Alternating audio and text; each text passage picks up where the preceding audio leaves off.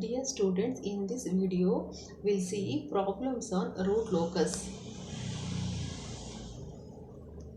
So first problem here it is the a unity feedback control system as an open loop transfer function g of s is equal to k divided by s square plus 4s plus 13. Get the root locus. So first we'll see the step 1 to locate the poles and zeros. So the poles of open loop transfer function are the roots of the equation. So we'll take the denominator of the above expression, that is s into s square plus 4s plus 13 is equal to 0. By using the quadratic equation, I need to find the what are the values. So the roots of the characteristic equations are s is equal to minus 4 plus or minus square root of 4 square minus 4 into 13 divided by 2. So I'll get it as minus 2 plus or minus j3.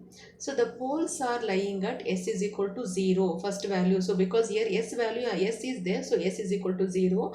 And for the roots of this, that is s square plus 4s plus 13 is minus 2 plus j3, and one more is minus 2 minus j3. So let us denote the poles as p1, p2 and p3. So we can represent as p1 is equal to 0 and p2 is equal to minus 2 plus j3 and p3 is equal to minus 2 minus j3. To find the root locus on the real axis, there is only one pole on the real axis at the origin. Hence, we choose any test point on the negative real axis, then to write to that of the point, the total number of real poles and the zeros is 0, which is an odd number. Hence, the entire negative real axis will be a part of the root locus. The root locus on the real axis is shown by a bold line as shown in the figure.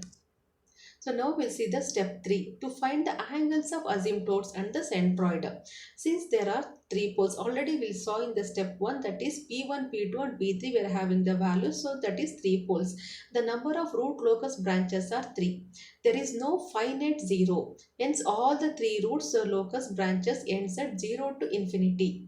So the number of asymptotes required is, that is formula is plus or minus 180 degree 2q plus 1 divided by n minus 1. So q is nothing but 0, 1, 2 up to n minus m.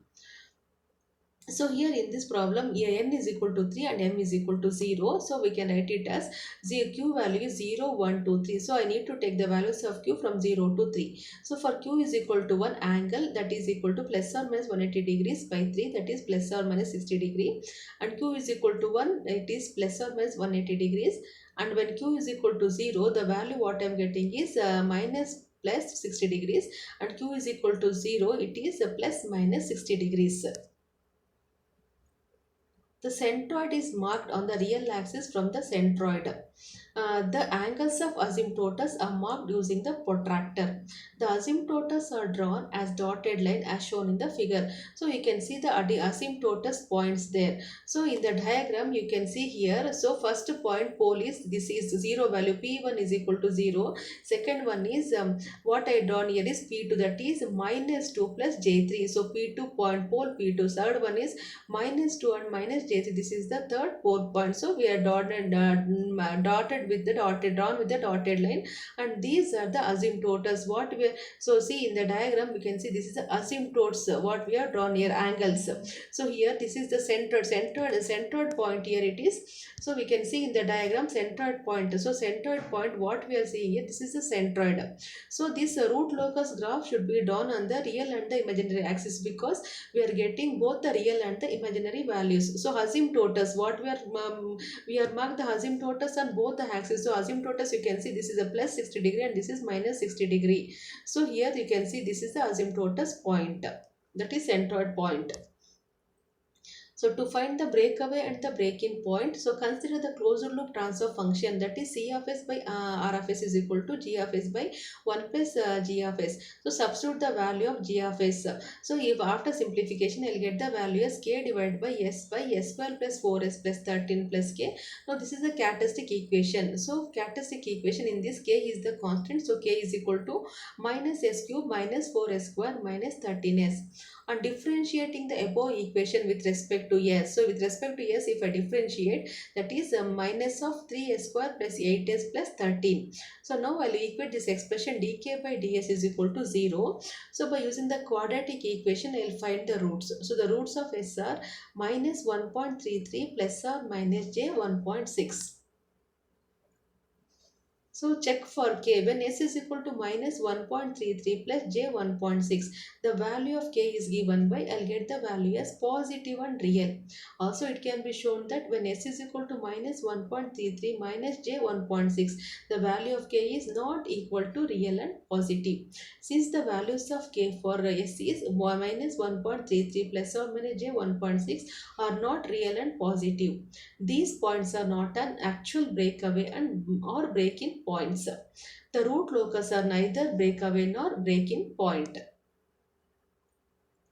So next one is angle of departure. So angle of departure, let the angles of these vectors are theta 1 and theta 2. Here theta 1 is 180 degree minus of tan inverse of 3 by 2, that is 123.7 degrees, and theta 2 is 90 degrees. So the angle of departure from the complex pole P2 is 180 degree minus of theta 1 plus theta 2. So 180 degree minus, substitute the value of theta 1 and theta 2, angle of departure is minus 33.7 degrees. The angle of departure at the complex pole P3 is negative of the angle of departure at the complex pole A. So the angle of departure from the pole 3 is, that is plus 33.7. Mark the angle of departure at the poles using the protractor. To find the cross point on imaginary axis, the characteristic equation is given by s cube plus 4s square plus 13s plus k. So now put s is equal to j omega in the above expression.